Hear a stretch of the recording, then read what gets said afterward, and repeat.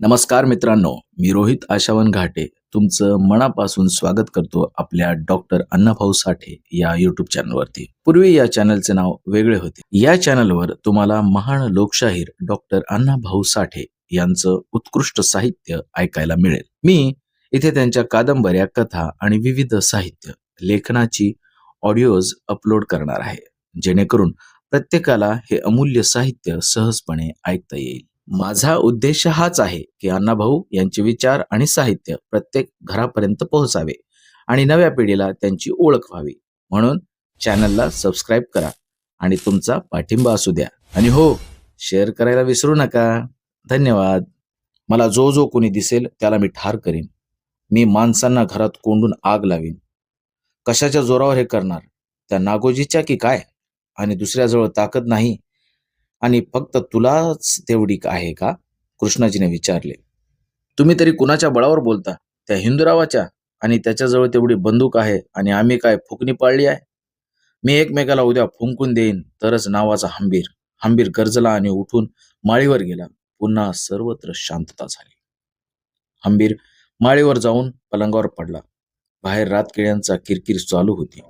वारणा नदीचा पूर धो धो करीत पूर्वेकडे वाहत होता. सर्वत्र भीषण शांतता पसरली होती. हंबीरचे अंतकरण जळत होते. हे लग्न जर झाले तर नागोजीराव आपणाला काय म्हणेल? आपणाला तो हसेल. सर्व लोक हसतील.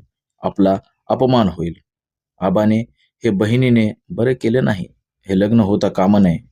हे लग्न मी होऊच देणार नाही. परंतु हे लग्न मोडून काढणे तरी सोपे आहे का? उद्या ते सर्व लोक बंडावाले आहेत, जमवतील. त्यांच्याशी आपण एकटे कसे लढणार? आणि लढलो तरी किती लढणार? छे, ते बरोबर होणार नाही आणि आपला पराभूत होणार. हंबीर आड्याकडे नजर लावून विचारमग्न पडला होता. जर आपण ही गोष्ट नागोजी पाटलाच्या कानावर घातली तर नक्कीच आपण हे लग्न हाणून पाडू. नागोजी आपला मित्र आहे आणि हिंदूरावाचा वैरी.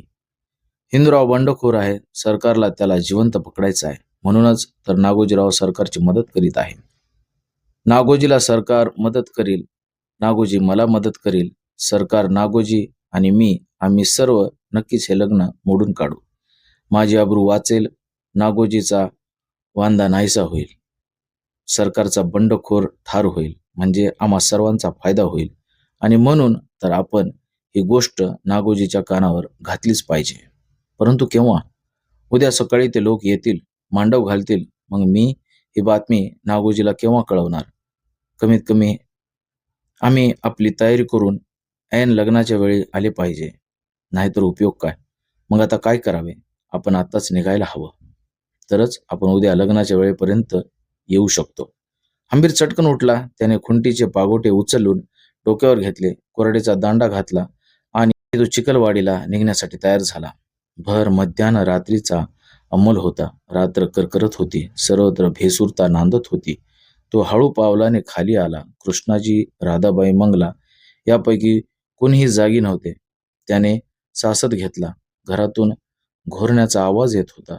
तो क्षणभर थांबला. त्याने निरखून पाहिले. बाहेर अंधारच अंधार होता. ज्याने जोत्यावरून पाय उचलून खाली पायरीवर टाकला. तो काय? एक कुत्रे उठून पळाले. हंबीर दचकला. याला काय झालं? कोणी पाय दिला याच्यावर? तो पुटपुटला. अंधारात कोणीतरी असल्याचा त्याला भास झाला. तो उभा राहिला. कोणी असते तर कुत्रे भुंकले असते, पळाले नसते. कदाचित त्याला बैलाने लाथ मारली असेल. तो खाली अंगणात आला. क्षणभर परतून त्याने घराकडे पाहिले. तो शांत उभा होता. तो चालू लागला. पाऊस पडून गेला होता. पाऊल वाटेवर